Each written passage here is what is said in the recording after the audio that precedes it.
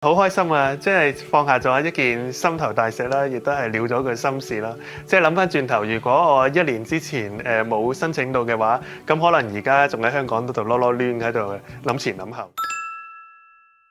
都係嘅，即係除咗報紙嘅專欄咧，我亦都有接啲翻譯嘅工作嘅，都做咗10幾年㗎啦。咁佢哋以前咧就幫襯我喺香港開嘅公司，咁呢一年咧佢哋就改為幫襯我喺台灣開嘅公司咯。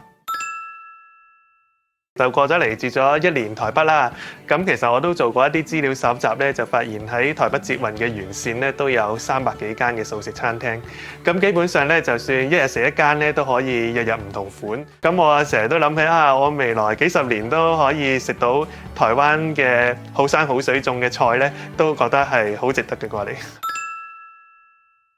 我覺得係有幫助嘅，因為咧其實我哋創作咧都係一種輸出嘅過程嚟嘅。咁但係咧，如果我哋冇輸入咧，就唔會有輸出啦。但係反而去到台灣不論係佢嘅地理啊，或者佢嘅社會環境啊、制度啊嗰啲，全部都係同香港唔一樣嘅。我就多咗好多新嘅嘢去輸入去個腦袋嗰度，咁咧就變咗我寫嘅嘢咧都應該會可以豐富多彩一啲嘅。喺2年前左右咧，咁我隻耳仔咧就其中一隻就聾咗啦。中西醫都一直有睇嘅，但係都好唔返嘅。咁後嚟咧就中醫就建議我，不如就試下過去台灣嗰邊住啦。喺台灣呢邊咧，我可能可以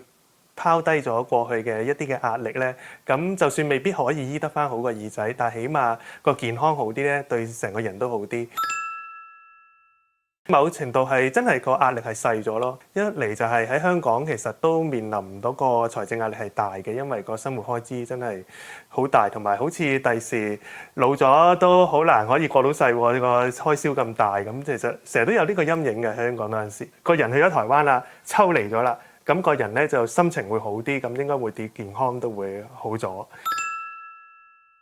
咁另一方面，我都即係算係一位有啲殘疾嘅人士啦。咁咧就係嚟到台灣咧，就係佢哋都會比較，起碼係個社會係比較接納呢啲係有少少殘疾嘅人士嘅。因為始終佢哋即係冇話咁生活咁忙碌啊，步伐咁快速。當我聽唔到嗰陣時，咁我都起碼可以請佢哋再講一遍。其實佢哋係好關心人嘅，嚟到台灣人，我發現。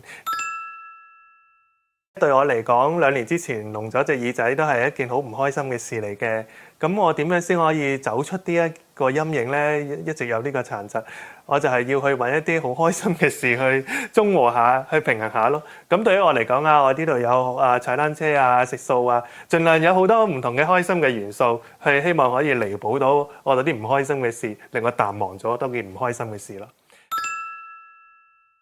咁同埋咧，最後咧又有一個比較有趣嘅得着嘅喎，就係咧嚟到台灣之後咧，我發現唔知點解咧，周圍都好多助聽器嘅店鋪，可能因為呢度即係啲鋪租啊冇咁緊張啦，所以啲類嘅鋪頭咧都可以生存到。未來嚟講咧，可能都會因禍得福嘅，我可以有比較好嘅醫療嘅照顧咯喺呢邊。文學啊，或者哲學啊、歷史啊，甚至化學啊、物理啊，好多科目我都係想去補充翻嗰啲嘅知識嘅。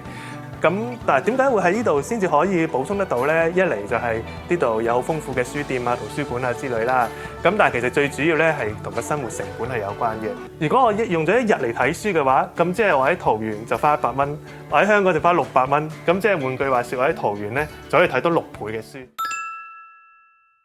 首先係你睇到台灣嘅面積咧，其實係香港嘅33倍，咁所以咧其實佢係有好多唔同嘅嘢去俾你去發掘啊，好新鮮啊咁樣。另一方面咧，台灣咧就因為佢個生活成本冇咁高啦，你唔需要個生活裏邊淨係只係得工作去應付你而家嘅開支同埋未來你養老嘅開支，咁你可以有多啲時間去經驗呢啲唔同嘅嘢。咁其實都係人生可能都係得80歲左右，你係咪想係揾台灣呢啲好山好水啊，同埋嗰啲咁好嘅文學氣息啊，去填滿佢呢？定係我哋係想繼續喺香港裏邊不斷去打份牛工，營營役役呢？咁呢個都係我不斷會係去挑戰自己去問呢個問題咯。當然其實個答案老早就已經好清晰㗎啦，咁所以我亦都好具體咁樣知行合一去行咗呢一步，坐言起行。